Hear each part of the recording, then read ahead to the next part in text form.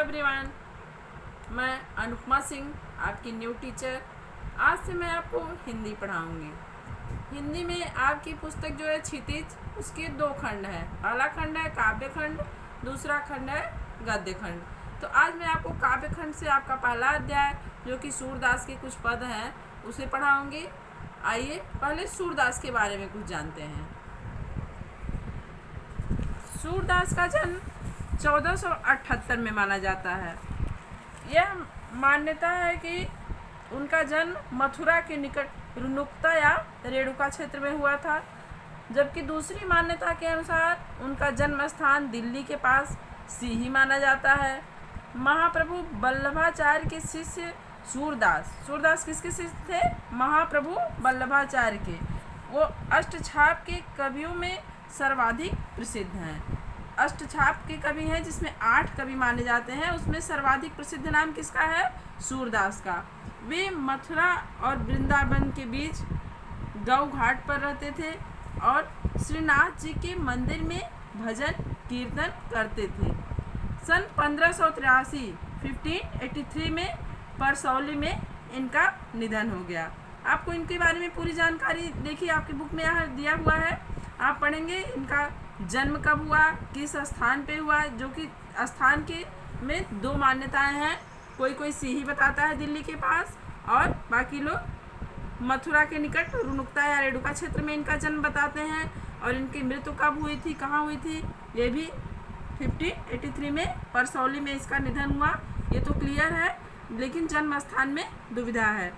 इनके 3 ग्रंथ बहुत ही फेमस है: सूरसागर, साहित्य लहरी, सूरसारावली। इन तीनों में सबसे महत्वपूर्ण क्या है? सूरसागर। सूरसागर ही सर्वाधिक लोकप्रिय है। खेती और पशुपालन वाले भारतीय समाज का दैनिक अतरंग चित्र और मनुष्य के स्वाभाविक वृत्तियों का चित्रण सूर की कविता में मिलता है। सूर वात्सल्य और श्रृंगार के श्रेष्ठ कवि माने जाते हैं।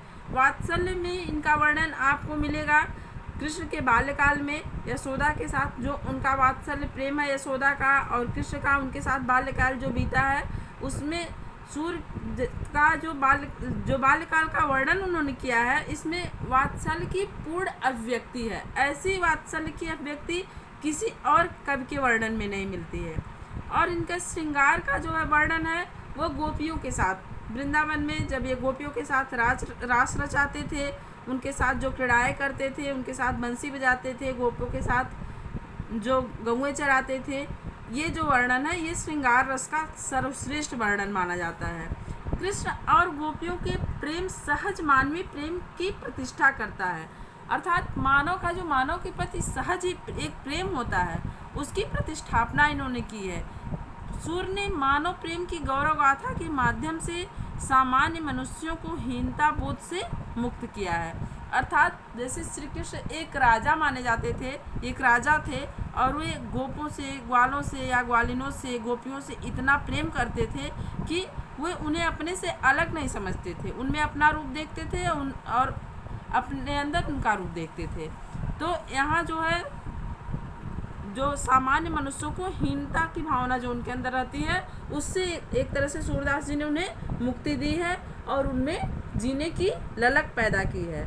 जो उनका भाईचारा था गोपों के प्रति या गोपियों के प्रति, जो उनका प्रेम था, उससे राजा और प्रजा में जो अंतर होता है उसको उन्होंने ख़त्म कर दिया है। इनकी कविता में ब्रज भाषा का निखरा हुआ रूप है। वह चली आ रही लोकगीतों की परंपरा की श्रेष्ठ कड़ी है।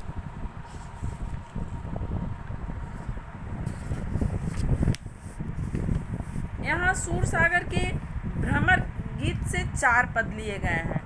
कृष्ण ने मथुरा जाने के बाद स्वयं न लौटकर युद्ध के जरिए गोपियों के पास संदेश भेजा था। उद्धव ने निर्गुण ब्रह्म योग का उपदेश देकर गोपियों की विरह वेदना को शांत करने का प्रयास किया। गोपियाँ ज्ञान मार्ग की बजाय प्रेम मार्ग को पसंद करती थी, इस कारण उन्हें उद्धव का शुष्क संदेश, सूखा हुआ जो उनका ज्ञान का संदेश था, गोपियों को बिल्कुल पसंद नहीं आया। तभी वहाँ एक भौरा यहाँ पहुँचा। यहीं से भ्रमर गीत का प्रारंभ होता है।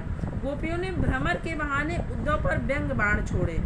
जो यहाँ आप इस पद में पढ़ेंगे, सारी जो आपको पद पद मिलेंगे सब व्यंग में बोला गया है। गोपियाँ जो है व्यंग शैली में उद्धव से बात करती हैं।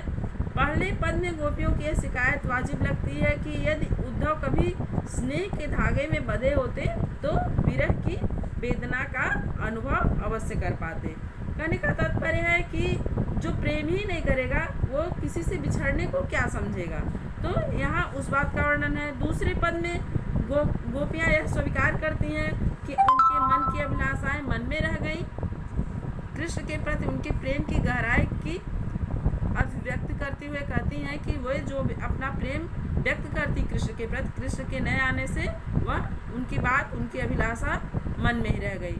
तीसरे पद में वे उद्धव की योग साधना की को कड़वी ककड़ी जैसा बताकर अपने एकनिष्ठ प्रेम में दृढ़ विश्वास प्रकट करती हैं। उनको अपने प्रेम पर इतना विश्वास है कि उनको योग साधना या ज्ञान की बातें कैसी लगती हैं, जैसे कड़वी ककड़ी। चौथे पद में उद्धव को ताना मारती है कि कृष्ण ने अब राजनीति पढ़ ली है।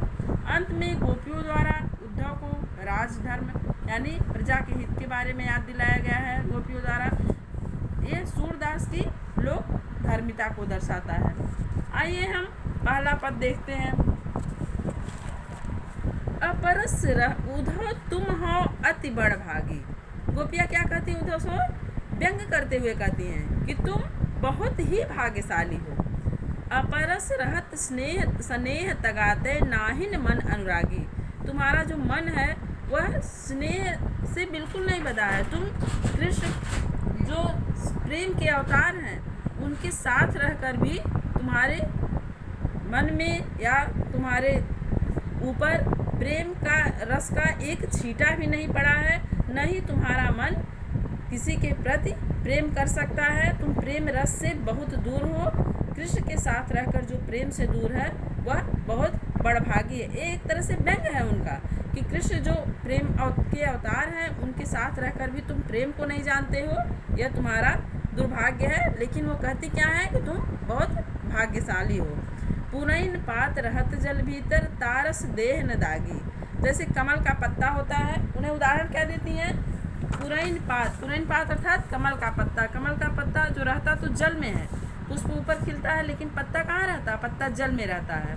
तारस देह न दागी, लेकिन उसके ऊपर किस पानी का कोई दाग नहीं रहता है। उसी तरह तुम हो कि कृष्ण रूपी के प्रेम रूपी नदी में साथ रहते हो, लेकिन तुम्हारे ऊपर उसका कोई असर नहीं है।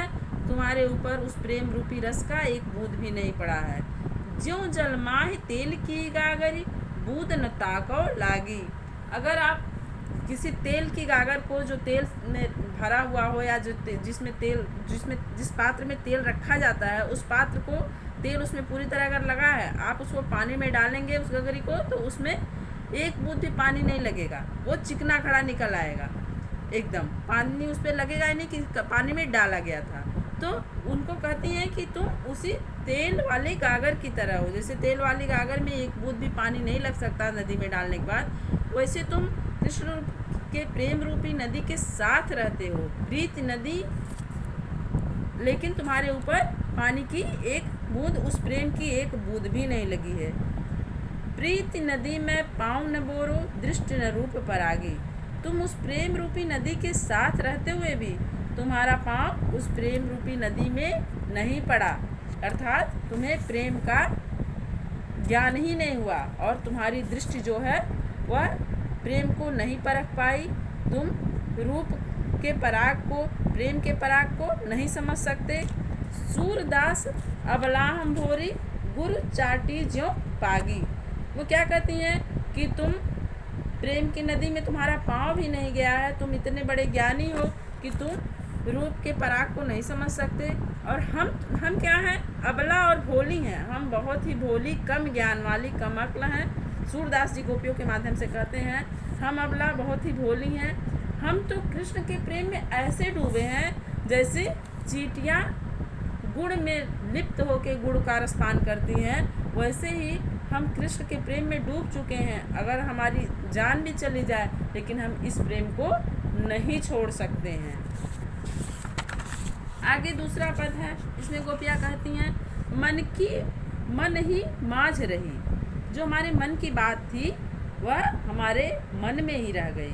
कहिए जाए कौन पै उधो, हे उद्धव हम किससे जाकर अपनी बात कहें। ना ही परत कही, तुमसे कहना हम उचित नहीं जान पड़ते, क्योंकि तुम तो ज्ञान के पथ के पथिक हो, अतः तुमसे हम अपने प्रेम की बात नहीं कह सकते। गोपियों, यहाँ सूरदास जी गोपियों के माध्यम से कहना चाहते हैं कि हम अपने प्रेम की बात जो सिर्फ कृष्ण से ही कह सकते थे, हम जो अपने मन में सोचे थे कि कृष्ण के आने पर हम उनको अपने प्रेम का कैसे प्रदर्शन करेंगे, वह बात हमारे मन में ही रह गई। अब हम किसके द्वारा यह बात कहें, तुमसे हम नहीं कह सकते। अवधि आधार आस आवन की तन मन बिथा सही। अवधि आधार, आधार मतलब होता है अवलंब। हमारा अवलंब क्या था, अवधि। वह समय जब कृष्ण को आना था, हमारे मन में एक आशा थी कि कृष्ण आएंगे, और वही हमारे जीने का आधार था। और हमारा तन मन, शरीर और मन दोनों ही हर दुख सह रहा था, इसलिए कि जब कृष्ण आएंगे तो हम अपनी सारी व्यथाएं, अपने सारे दुख हम कृष्ण से कहेंगे। लेकिन अब वो आधार भी खत्म हो गया। अब इन जोग संदेशन सुन सुन बिरहिन बिरह दही। अब ये जो तुम जोग का संदेश लाए हो, योग का संदेश जो तुम हमें दे रहे हो, इसको सुन सुन के हमारा हम बिरहिनों का मन जो कृष्ण के प्रेम में, विरह में व्यथित हैं, वह अब विरहाग्नि रूपी आग में जलने लगे हैं। ये जो योग का संदेश लाए हो, ज्ञान का संदेश हमें दे रहे हो, इसको सुनने के बाद जो हमारा विरही मन था वह अब विरहाग्नि में दहकने लगा है, जलने लगा है। चाहती हुती गुहार जितहित उतते धार बहे। जिधर हमने पुकारना है, हम कहाँ पुकारे, जिधर हमें पुकारना है, जहाँ से हमें उम्मीद थी कि हमें सहारा मिलेगा, हमें इस विरहाग्नि से निकाला जाएगा, उधर से ही यह ज्ञान की धारा आई है। अर्थात तुम उन्हीं के द्वारा, उसी कृष्ण के द्वारा भेजे गए हो ज्ञान का संदेश लेकर, जहाँ से हमें बचाव की उम्मीद थी। सूरदास अब धीर धरहु क्यों। सूरदास जी कहते हैं कि गोपियाँ कहती हैं अब हम धीर कैसे धरें और क्यों धरें। मर्यादा न लही, अर्थात मर्यादा, प्रेम की मर्यादा ही खत्म होगी। प्रेम की मर्यादा क्या है सूरदास के अनुसार? सूरदास के अनुसार प्रेम की मर्यादा यह है कि प्रेम देकर प्रेम ही पाया जाता है, अर्थात प्रेम के बदले सिर्फ प्रेम ही दिया जाता है। और यहाँ कृष्ण ने क्या किया, हमारे प्रेम के बदले हमें योग और ज्ञान का संदेश भेजा है, अर्थात उन्होंने स्वयं ही प्रेम की मर्यादा को भंग किया है। तो हम अब किस प्रकार धीरज धरें और क्यों धरें। आइए तीसरा पद देखते हैं। हमारे हरिहारिल की लकड़ी। यहाँ गोपियाँ क्या कर रही हैं, हमारे हरिहारिल की लकड़ी, अर्थात हारिल एक पक्षी होता है जिसके पैर जो है पीले होते हैं, शरीर हरा होता है और वो कबूतर के आकार प्रकार का होता है। उसके पैर में आप देखेंगे तो हमेशा एक लकड़ी फंसी होती है, जो वो अपने जीने का आधार मानता है कि यह लकड़ी हमें हर दुख से, हर तरह की कठिनाई से बचाएगी, हमारे जीवन का यही माध्यम है। वो उसे कभी नहीं छोड़ता, हर हालत में उस अपने पंजे में उस लकड़ी को दबाए रहता है। तो गोपियाँ कृष्ण को क्या मान रही हैं, हारिल की लकड़ी। जैसे हारिल अपनी लकड़ी पे जितना विश्वास करता है, उसी तरह हम उस कृष्ण को अपनी लकड़ी, हारिल की लकड़ी जो होती है, हमें, हमारे लिए कृष्ण वही हैं। हम कृष्ण को कभी नहीं छोड़ सकते, किसी भी हालत में हमारा कृष्ण के प्रेम पर ही पूर्ण विश्वास है और हमारे लिए वही हारिल की लकड़ी हैं। मन क्रम वचन नंद नंदन उर यह दृढ़ करी पकड़ी। हम मन से, कर्म से और वचन से, तीनों से, मतलब आत्मा से भी और अपने कार्य से भी और अपने वचन से भी उन्हीं के प्रति, नंद नंदन, नंद के पुत्र अर्थात उस श्री कृष्ण को अपने हृदय में धारण करती हैं, यह दृढ़ कर पकड़ी।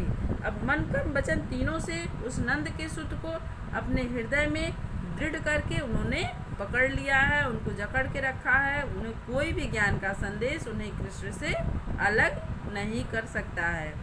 जागत सोवत स्वप्न दिवस निस कान कान जकरी। यहाँ देखिए ब्रज भाषा का प्रयोग है। जकरी मतलब यहाँ जपरी होता है, जकरी मतलब जकड़ना नहीं होता है। जागत सोवत स्वप्न दिवस निस, चाहे हम जग रहे हों, चाहे हम सो रहे हों। गोपियाँ कह रही हैं उद्धव से कि हम चाहे जग रहे हों, चाहे सो रहे हों, चाहे सपना देख रहे हों, चाहे जागृत अवस्था में हो, दिन हो या रात हो, हम कान्हा कान्हा ही जपते रहते हैं। अर्थात पूरे दिन हमेशा अनवरत हमारा हृदय जो है कान्हा कान्हा की, कृष्ण कृष्ण की जाप ही करता रहता है। सुनत जोग लागत है ऐसे ज्यों करुई ककरी। और हमें ये ज्ञान का जो उपदेश है, जो तुम योग का संदेश हमें दे रहे हो, ये हमें कैसा लगता है सुनने में? जैसे कोई कड़वी ककड़ी। कुछ ककड़ी जो होती है खाने में बहुत कड़वी लगती है, तो आप उसको मुंह में डालेंगे तो थूक देंगे। तो गोपियों के लिए यह जो योग का संदेश था, यह कैसा था? कड़वी ककड़ी जैसा। अर्थात उसको वो अपने अंदर धारण नहीं कर सकती थी। जैसे कोई कड़वी ककड़ी नहीं खा सकता है, वे इस योग को कभी भी धारण नहीं कर सकती थी। सुतो व्याधि हमको ले आए, तुम तो हमारे लिए ऐसा रोग लेके आए हो। व्याधि मीन्स होता है रोग। तुम हमारे लिए ऐसा रोग लेकर आए हो, यह रोग जो असाध्य है, देखी सुनी न करी, जो हमने न कभी देखा है, न सुना है, न कभी हमने इसका पालन किया है। यह किसके बारे में कहा जा रहा है? उस योग रूपी संदेश के बारे में, जो ज्ञान का संदेश उधर उनके लिए ले आए हैं। वह उनको कैसा लग रहा है? एक रोग के समान, जो रोग उन्होंने कभी न देखा है, न सुना है, न कभी उसका प्रयोग किया है। यह तो सूर तिनहि लय सौंपो जिनके मन चकरी। गोपियाँ क्या कहती हैं कि सूरदास जी कहते हैं कि गोपियाँ कहती हैं कि हे उद्धव, तुम इस ज्ञान को उन्हीं को सौंपो जिनका मन चकरी के समान है। चकरी जो होता है कैसा होता है? वो गोल गोल घूमता रहता, अपने स्थान पे स्थिर नहीं रहता है। तो जिनका मन अस्थिर हो, जो कहीं भी घूम जाए, उनको ये सौंपो, क्योंकि वो प्रेम छोड़कर इस योग को अपना सकते हैं। लेकिन हमारा मन कैसा है? गोपियों का मन यहाँ कृष्ण के प्रेम में स्थिर हो चुका है। वह वहाँ से हट नहीं सकता। वो कृष्ण के प्रेम में डूबी हुई हैं, और उसके अलावा उस कृष्ण प्रेम के रस के अलावा उनके ऊपर और कोई रस नहीं चढ़ सकता है। अतः वह कह रही हैं कि हमें यह ज्ञान मत दो, क्योंकि हम तो प्रेम के रस में, कृष्ण रूपी प्रेम के रस में रंग चुके हैं। हमारे ऊपर अब कोई रंग नहीं चढ़ने वाला है। यह ऐसा रंग है जिसके ऊपर दुनिया का कोई रंग नहीं चढ़ सकता है। तो तुम्हारा यह ज्ञान का रंग, यह योग का रंग कैसे चढ़ेगा? तुम यह रंग उनको ले जा कर दो जो चक्री के समान हो, जिनका मन अस्थिर हो, जो किसी भी समय बदल सकते हो, उन्हीं को यह ज्ञान दो। तो 3 पद आपके हो गए। चौथा पद है आपका, यहाँ गोपियाँ राजनीति के बारे में समझाती हैं कृष्ण को। राजधर्म के बारे में भी इस पद में बताया है सूरदास जी ने। हरि है राजनीति पढ़िया है। गोपियाँ क्या कर रही हैं? व्यंग कर रही हैं कृष्ण के प्रति। किससे कर रही हैं? उद्धव से। हरि है राजनीति पढ़िया है। हरि किसके लिए कहा गया है? कृष्ण के लिए। कृष्ण क्या पढ़ लिए? राजनीति पढ़ लिए। समुझी बात कहत मधुकर के समाचार सब पाए। हम उनका समाचार सुनकर और आपकी बात सुनकर, उनको मधुकर की उपाधि दी गई है। मधुकर मीन्स होता है भंवरा या भ्रमर। हम इस भंवरे की बात सुनकर, हम उनका समाचार पाकर हम यह बात समझ गए कि हरि ने बहुत बड़ी राजनीति पढ़ ली है। एक अति चतुर हृदय पहले ही अब गुरु ग्रंथ पढ़ाए। एक तो वो पहले ही बहुत चतुर थे, बहुत सियाने थे। कृष्ण तो जब ब्रज में रहते थे तो गोपियों को परेशान किया करते थे। बहुत ही चतुराई दिखाया है उन्होंने ब्रज में अपनी, कभी चोरी करके, कभी उनका चीरहरण करके। तो वही बता रही गोपियाँ कि एक तो वो पहले ही इतने चतुर थे, इतने चालाक थे। अब गुरु ग्रंथ पढ़ाए। गुरु मीन्स 2 चीज़ होता है, एक होता है गुरु, और एक गुरु मतलब बहुत भारी होता है, बहुत बड़े बड़े। अब उन्होंने राजनीति के ग्रंथ पढ़ लिए हैं, या अब उनके गुरु ने उन्हें नया पाठ पढ़ा दिया है। दोनों ही अर्थ यहाँ पे सटीक हो सकता है। अब गुरु ग्रंथ पढ़ाए, अब तो उन्होंने बहुत बड़े बड़े राजनीति के ग्रंथ पढ़ लिए और पहले से ही इतने चालाक थे। तो अब भला उनकी बुद्धि की था कैसे हमको मिलेगी?